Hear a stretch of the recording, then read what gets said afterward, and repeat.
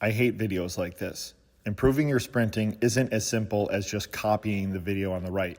People assume that there's one perfect model, but if you were to watch a dozen track races this weekend, you'll see athletes who resemble a bit of both, and all of them are fast. Social media loves to talk about frontside and backside mechanics like it's good versus bad, but that's not what it is.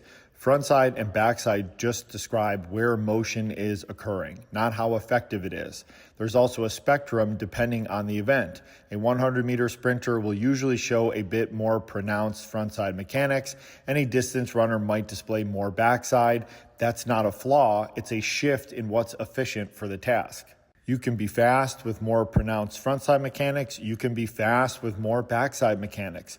One isn't inherently better. It's about context, intent, and what's most efficient for the specific goal and the athlete.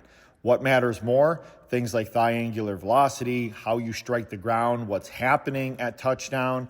Frontside and backside mechanics can influence that, but they're not the only factors, and focusing on them alone is misguided. In the second video, you see a sprinter on the left and a team and field sport athlete on the right.